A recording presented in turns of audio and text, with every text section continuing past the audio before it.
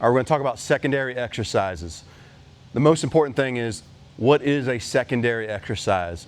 I don't know what the books say. I don't remember what I learned in school, but I did remember at some point I unlearned whatever I was previously told, and I just kind of came up with my own interpretation.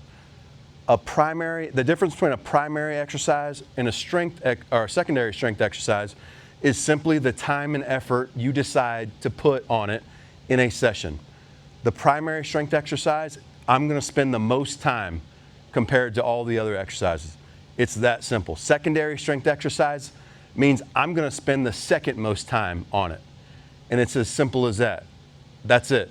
So what that does is it uncategorizes exercises, because it's very common to see people think of an RDL or a pull-up or a dumbbell bench press or any other traditional secondary exercise, and they categorize it. RDL is a secondary exercise or an accessory. You know, you hear all this terminology. What is an accessory? I have no idea. People use those words and they mean different things. So the way I see it is, what exercise am I going to spend the most time and effort on?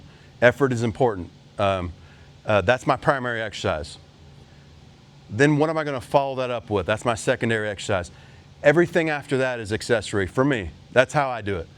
So what it does is it holds me accountable to choosing the exercise that I want to spend the most time on.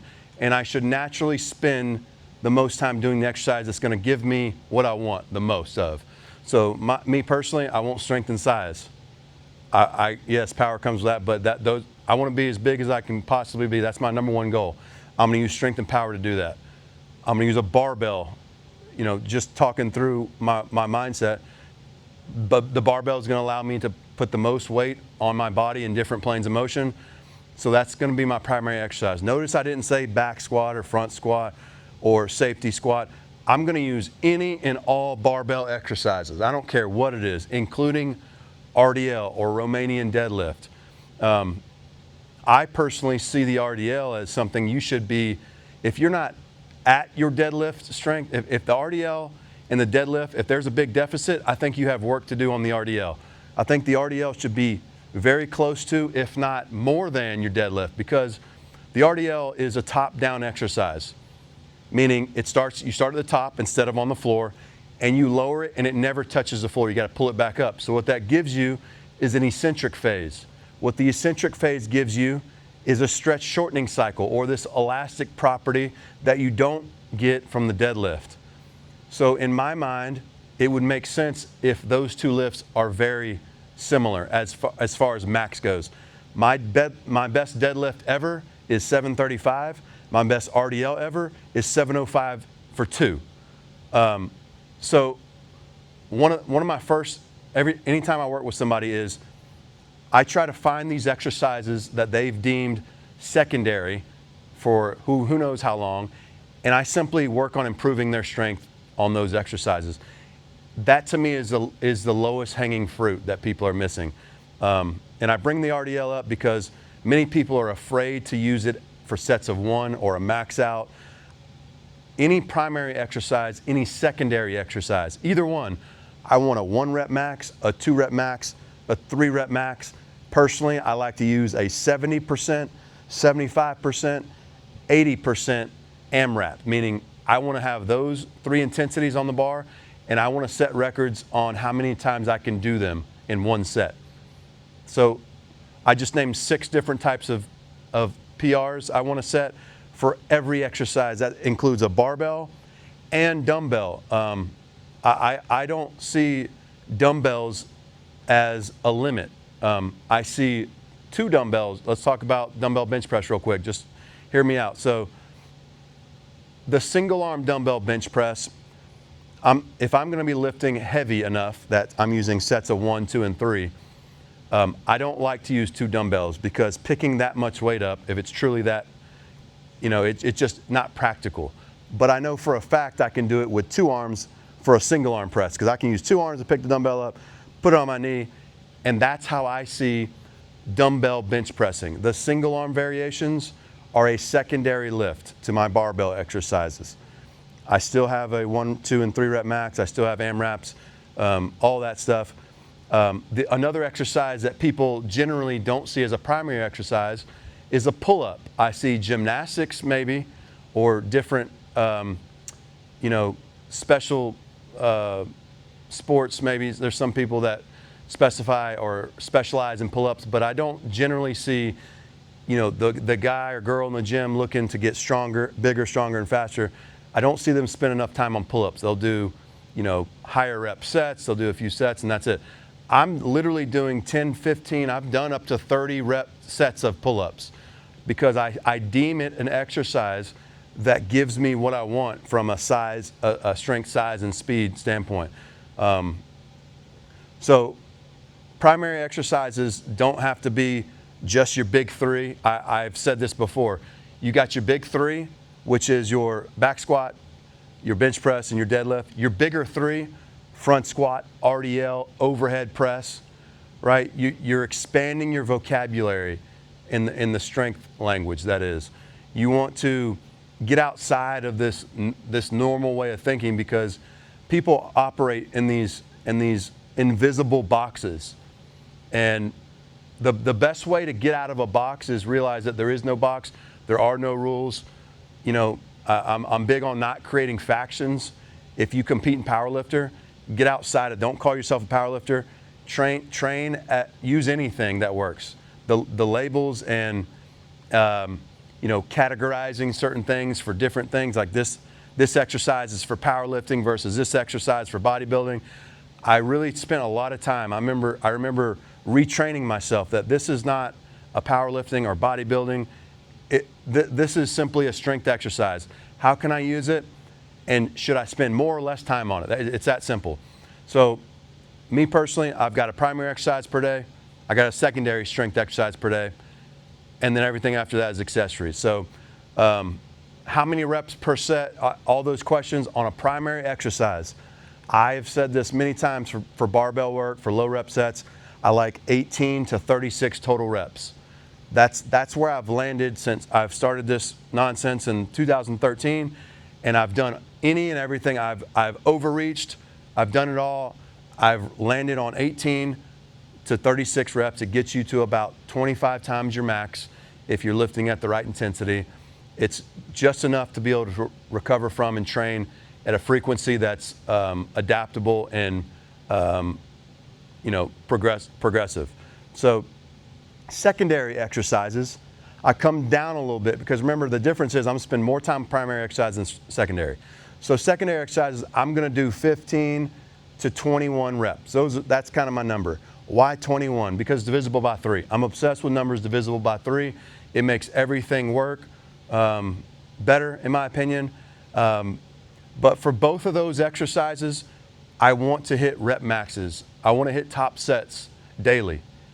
So the way I program is the numbers control the maxes. Maybe I hit a top set of 1 on barbell. Well, I might hit a top set of 3 on dumbbell, something like that. Accessories, I've used any and everything, but one thing that stays constant is my primary exercise is always sets of 1 to 3.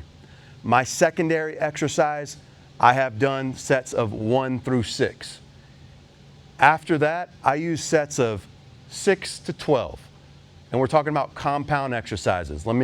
I'll finish with single joint exercises. But after I do my primary single, I usually stick between 6 and 12 reps. If you've heard me talk about motor unit recruitment or type 2 muscle fibers, my personal objective is to exhaust my type 2 fibers first, and then I'm gonna go back and get the type 1, the slower, because I wanna be as big as possible, so I wanna grow both. And people can say, you can argue whatever you want, that's my mindset.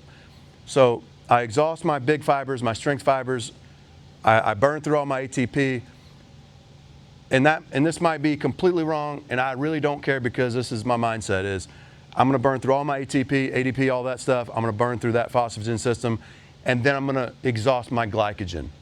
Because I'll have enough left to work that 6 to 12 range, and I'm trying to exhaust them to finish it off. I wanna exhaust it.